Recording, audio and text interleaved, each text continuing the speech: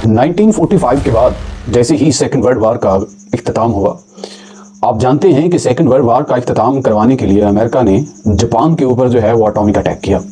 उसके बाद अमेरिका एक सुपर पावर बन के सामने आया और स्टिल उसने अपना सुपर पावर का स्टेटस मेंटेन रखे हुए है। अब करेंटली कोई भी कंट्री जब अपने आप को मेंटेन करती है तो उसके पीछे एक बहुत बड़ी वजूहात शामिल होती हैं।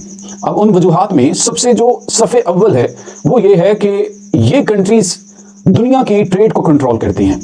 उनमें से अमेरिका सरफहरिस्त है। इस वक्त करंटली अगर आप जीडीपी की बात करें तो दुनिया की सबसे बड़ी इकॉनमी जो है वो अमेरिका है, और वो किस तरीके से इस वक्त अपने आप को सस्टेन कर रहा है, उसके पीछे क्या है, कौन से अवामिल कार फरमा हैं, आज हम उन पे बात करते हैं। अमेरिका ने पूरी दुनिया की ट्रेड को कंट्रोल किया हुआ है। As you know very well about that कि दुनिया में जो 90% ट्रेड होती है वो वाटर बॉडीज के जरिए होती है। दुनिया के एक कोने से अगर दूसरे कोने तक पेट्रोल की, ऑयल की, नेचुरल गैसेस की जो सप्लाई चेन है वो इन कार्गो शिप्स के जरिए होती है, और उन जगहों पे अमेरिका का टोटली कंट्रोल है। उसने ये कंट्रोल किस तरीके से मेंटेन किया हुआ है, आज उसको थोड़ा सा हम हाईलाइट करते हैं। सिंस 1945 जब सोवियत यूनियन को तोड़ा गया, अमेरिका ने प्रॉक्सी वार के जरिए सोवियत यूनियन को तोड़ा और दुनिया जो है वो बाइपोलर बन गई, एक तरफ रशिया, रशियन ब्लॉक, और दूसरी तरफ अमेरिका। अब उस वक्त से लेकर आज तक रशिया और अमेरिका के दरमियान आपस में कोई भी डायरेक्ट वॉर नहीं हुई, लेकिन कोल्ड वॉर आज भी उनके दरमियान जो है वो चल रही है। कभी स्पेस को लेके, तो कभी टेक्नोलॉजी को लेके, कभी डिफेंस सिस्टम को लेके, तो कभी ट्रेड को लेके। ये सारी जो वॉर है, ये कोल्ड वॉर आज भी अमेरिका और रशिया के दरमियान जो है वो चल रही है। अमेरिका ने कोई मौका ऐसा नहीं छोड़ा जिसमें वो रशिया के ऊपर जो है वो सैंक्शंस ना लगाए। आज रशिया एक इतना बड़ा कंट्री होने के बावजूद आप बेहतर तरीके से जानते हैं कि दुनिया के अंदर सबसे बड़ा जो मुल्क है बाई एरिया वो रशिया है, और रशिया के पास अपने ऑयल के रिजर्व बहुत ज्यादा है, लेकिन इसके बावजूद जो है रशिया की इकॉनमी जो है वो चौक क्यों किए हुआ है, उसके पीछे ये है कि अमेरिका ने कोई मौका नहीं छोड़ा जिसमें वो उस पर सैंक्शंस ना लगाए। अब इस सारे प्रोसेस के दौरान जो है अमेरिका ने किस चीज पे ज्यादा फोकस रखा? इस वक्त दुनिया के अंदर जो सबसे स्ट्रॉन्ग नेवी है वो अमेरिका की है। आज हम अमेरिकन नेवी की बात करते हैं कि अमेरिकन नेवी किस तरीके से कितनी स्ट्रॉन्ग है और अमेरिका ने उस पर कितना ज्यादा जो है वो पैसा इन्वेस्ट कर रखा है। इस वक्त करंटली दुनिया के अंदर 47 से 50 एयरक्राफ्ट कैरियर है, उसमें say about 11 aircraft carrier America अकेले के पास है। आप अंदाजा करें, और 3 के करीब इस वक्त इंडिया के पास एयरक्राफ्ट कैरियर है, इसी तरीके से इटली, फ्रांस, और आप इस बात से आपको हैरत होगी कि रशिया के पास एक एयरक्राफ्ट कैरियर है और वो भी प्रॉपर फंक्शनल नहीं है। अब आप जानते हैं कि करंटली इसराइल, ईरान और अमेरिका का कन्फ्लिक्शन चल रहा है, और आज सदर ट्रंप उन्हीं एयरक्राफ्ट कैरियर का जो रोब है, दबदबा है, वो देता है। इस वक्त करंटली दुनिया के अंदर अब्राहम लिंकन और जेरल्ड आर फोर्ड के नाम से जो अमेरिकन एयरक्राफ्ट कैरियर हैं वो हेडलाइन के अंदर आते हैं, और हम उनको देखते हैं और वो अपने आप में कितने स्ट्रॉन्ग है, आज हम उन पे बात करेंगे। हम आज देखेंगे कि जो Gerald R Ford aircraft carrier है वो कितना ताकतवर है। इसकी इस वक्त नेट कॉस्ट इस एक अकेले एयरक्राफ्ट कैरियर पे $13 बिलियन की है। आप इमेजिन करें, कैन यू इमेजिन कि $13 बिलियन एक एयरक्राफ्ट कैरियर पे उन्होंने लगा रखा है।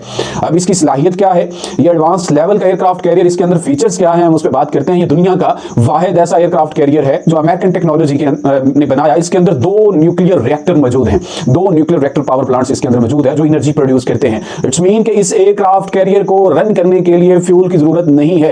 ये 2 न्यूक्लियर रिएक्टर पावर प्लांट जो हैं वो इस वक्त इतनी एनर्जी प्रोड्यूस कर सकते हैं कि आने वाले 25 साल तक इस एयरक्राफ्ट कैरियर को एनर्जी की जरूरत नहीं है। इतनी एनर्जी जो है इनफ प्रोड्यूस कर रहे हैं। अब हम फॉर एग्जांपल वो 11 एयरक्राफ्ट कैरियर और एक एयरक्राफ्ट कैरियर की एग्जांपल को कोट करते हुए हम इस बात का अंदाजा लगाएंगे कि एक एयरक्राफ्ट कैरियर को फंक्शनल करने के लिए कितना पैसा जो है वो अमेरिका लगा रहा है, और वो कौन से मकासद अपने इनको फंक्शनल करके हासिल कर रहा है।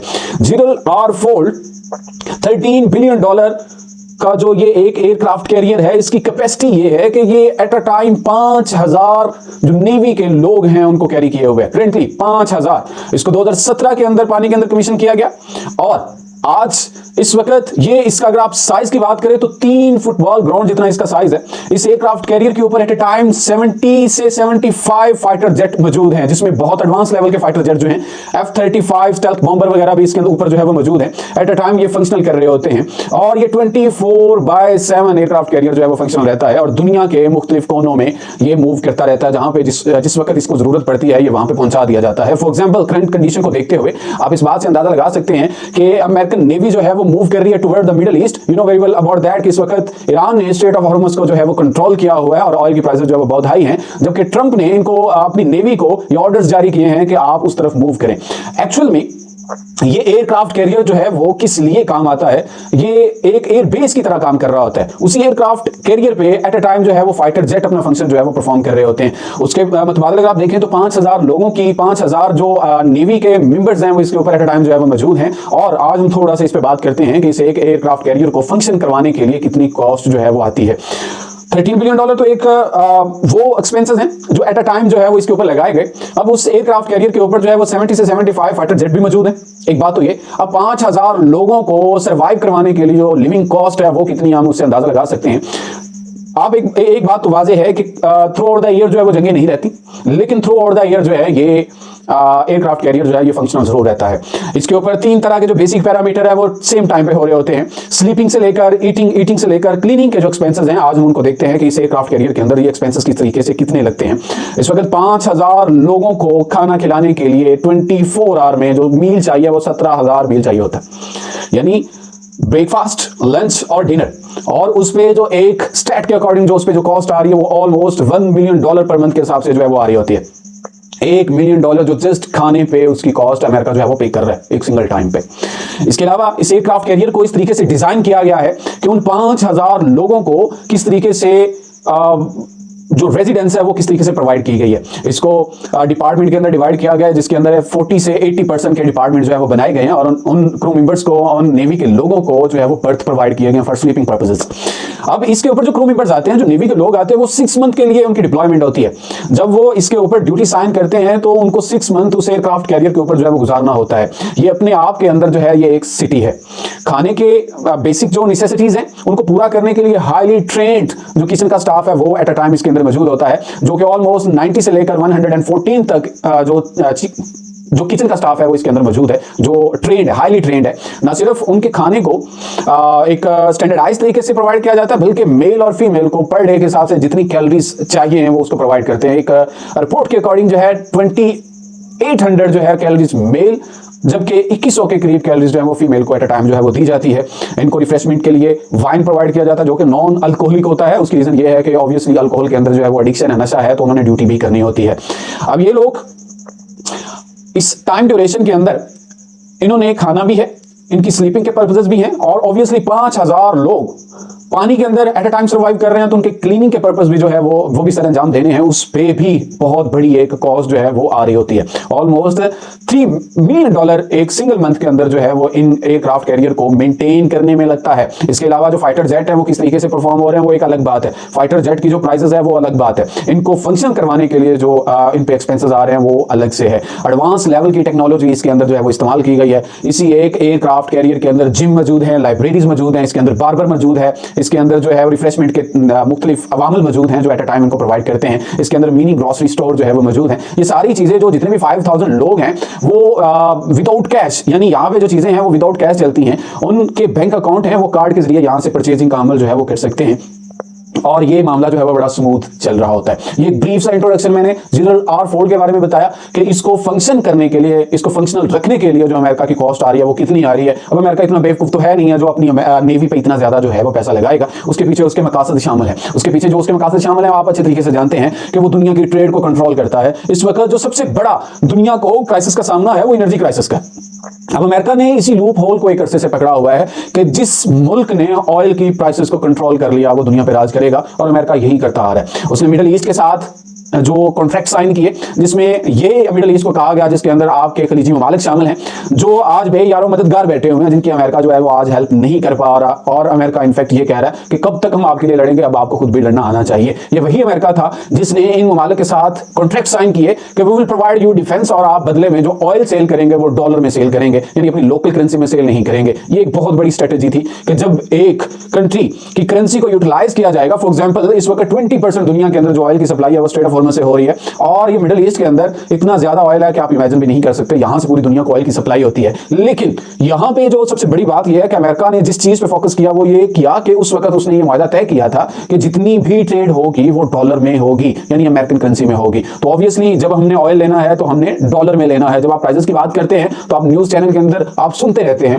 कि जो ऑयल की प्राइसेस है वो इतने बैरल फी डॉलर के हिसाब से अप हुई है, इतने बैरल फी डॉलर के हिसाब से डाउन हुई है। तो इट्स मीन कि ये सारी की सारी if you want to buy oil तो आपको डॉलर्स चाहिए। जब एक करेंसी की डिमांड होती है तो ऑब्वियसली उस करेंसी की जो वैल्यू है वो बढ़ जाती है। इस वजह से अमेरिका जो है वो आज भी सुपर पावर है। ना सिर्फ वो अपनी करेंसी को स्ट्रेंथन करता है और बल्कि वो इनको इनफैक्ट एक नाम निहार डिफेंस भी प्रोवाइड करता है। डिफेंस को किस तरीके से प्रोवाइड कर रहा है? अमेरिका के अंदर जो वेपन की इंडस्ट्री है, जो डिफेंस की इंडस्ट्री है वो बहुत पीक पे है। वो पूरी दुनिया को हथियार जो है वो सप्लाई करता है और इस तरीके से वो अपनी इकोनॉमी को मेंटेन कर रहा है।